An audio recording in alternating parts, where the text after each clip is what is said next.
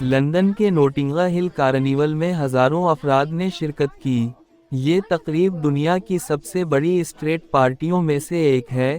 سالانہ ناٹنگ ہل کارنیول مغربی لندن کی سڑکیں ریویلرز، رقاصوں اور موسیقاروں سے بھری ہوئی تھی، جو اپنی ثقافتی اہمیت کی حامل ہیں۔